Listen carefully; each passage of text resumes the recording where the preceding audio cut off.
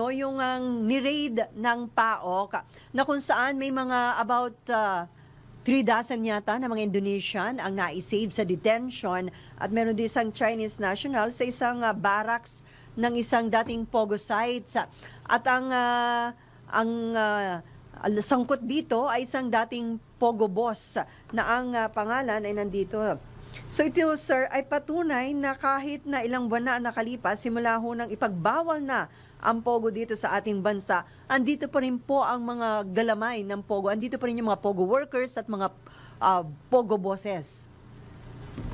Well, Sally, ini-expect natin to dahil nandito na sila at hindi agad-agad na aalis yan. Kaya nagpapasalamat ako sa PAOK at sa PNP na tuloy-tuloy yung kanilang pagre-raid at tuloy-tuloy yung kanilang pag-surveillance dito sa mga naiiwan na Pogo personalities. Ito ay pakunti-kunti na lang at kaya ako ay nananawagan sa mga LGUs natin dapat maging mas alisto sila, mas alerto.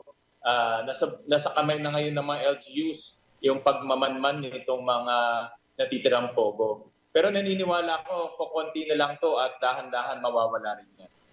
Sa tingin niyo, sir, bago matapos ang taon, magiging malinis na ang ating bansa mula sa galamay na mga sangkot sa Pogo?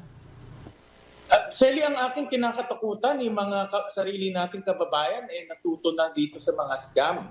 No, may nabasa rin akong statement galing sa PAOK na may mga 5,000 na Australian ang nabiktima ng mga love scam. Yes, At ang kanilang hinala dito, mga sarili nating kababayan ngayon. So ibig sabihin yung mga natuto sa mga scamming gumagawa ng sarili nilang scamming. So tingin ko itong mga foreigners pawala nito. Ang pumalit mga locals na. No, kaya nakakadismaya dahil sariling mga kababayan na natin ang pumalit dito sa mga Pogo. Oo nga, napalita ko yun, sir, parang may ni-raid. Hindi ko lang kung sa Kalamba din yun. So ibig sabihin yung mga kababayan natin na natuto dito sa ilang mga foreign national, mga involved sa Pogo, ang nagtayo na ng sarili at dahil alam na nila kung paano yung mga pang-i-scam, sila na ho ng bibiktima, hindi lang ho ng mga sarili nating kababayan, kundi mga dayuhan ng kanila hong binibiktima? Correct. Ano yan parang ang nangyari dyan, natutunan nila yung technique, no, kung paano manloko, paano kumuha ng pera. Dahil magaling tayo mag-English, nabibiktima nila yung mga English speakers o mga English-speaking countries tulad ng Australia. Kaya ako babalik ako ulit sa mga LGUs natin. Kailangan maging mas alerto sila at kahit na sariling mga kababayan natin dapat hulihin to dahil nakakahiya, no, para sa ating bansa na yung mga Australians na bibiktima ng sarili natin at hindi ito maganda para sa imahe ng ating bansa. Nakakalungkot, sa dami ng dapat nating matutunan, ito pa yung natutunan ng ating mga kababayan, ang maging scammers, sir. Correct. Talaga kasing malaki ang perang pumapasok dito, no? Billion na dolyares ang nabasa ko. Kaya marami sa ating mga kababayan na dito na engganyo pumasok kahit na illegal. Pero dapat ang babala ko sa kanila, tigilan na nila yan dahil pag sila ay mahuli, kulong kaagad, no? Dahil scamming yung kanilang ginagawa. So sir, ngayon, dapat dalawa na ang pagtuunan ng pansin ng PAOK at iba pa mga law enforcement agencies. Hindi lang ito mga natitirang galamay ng Pogo, yung pagpapadeport ng mga Pogo workers, kung hindi itong mga nasanay na naiwan nila ng mga natuto sa kanilang mga kababayan natin na nagpapatuloy ng kanilang mga illegal na activity? Correct. Kasi, Sally, nung mga kasagsagan ng Pogo, may mga kababayan din tayo, sariling kababayan natin na nahuli doon.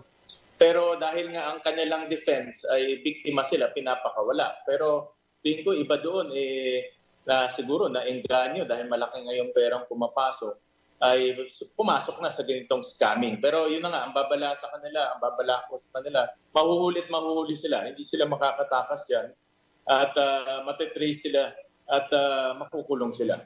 So sir, no need for congressional inquiry dito sa bagong nangyari ng mga kababayan na natin na nang-i-scam dahil sa tingin nyo, pwede na itong ipaubaya sa mga otoridad dahil alam na nila kung paano dapat gawin. The mere fact na nagkaroon na ng investigasyon dun sa mga dayuhan na involved sa ganitong illegal activities.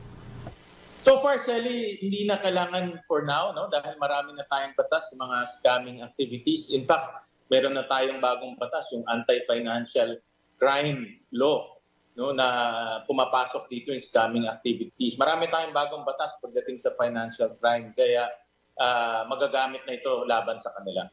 Sir, dun sa pagpapadeport ng mga POGO workers, naobserbahan kasi dun sa hearing ng committee ni Senator Mark Villar na parang mabagal yung proseso sa pagpapadeport. So meron hong panawagan ang Bureau of Immigration na sana daw parang hindi ko alam kung medyo luwagan ba or ayusin yung pag-i-issue yata ho ng mga requirements para ho hindi ganun kahirap yung pagpapadeport ng mga dayuhang involved sa POGO? Meron kasing proseso yan, no, na dumadaan pa sila sa hearing, may due process. Tingin ko pwedeng gawing summary hearing na lang to kung talagang obvious naman na nahuli sila doon. Ay gawin nilang summary hearing para kaagad ay ma-deport. Kung tumatagal sila dito, nakakahanap sila ng butas para manatili dito. Lalo na yung mga yan, iba dyan ay may abogado sa balita ko. Kaya importante na kaagad ma-deport sila para hindi na manatili dito sa atin. Walang magandang gagawin yan para sa ating bansa. Gusto nilang manatili dito dahil pag binalik sila sa China, kulong kaagad dahil mahigpit ang batas doon laban sa illegal gambling. Ang ano po pala, ang PAOK ang nag-request sa NBI na to tweak its policy in issuing clearances for deportees. Nag-request daw sila sa NBI, tanggalin na yung policy na yon at hayaan na lang daw yung document na galing sa immigration, yung entry record ng mga deportee from the BI, ang magsilbing proof of identity nila. Kasi kung pasaporte daw parang minsan kinukuha yata yung kanilang mga pasaporte. Correct. May mga cases kasi na kulang-kulang yung dokumento, so hindi malaman kung ano yung pangalan o kung sino itong mga taong to.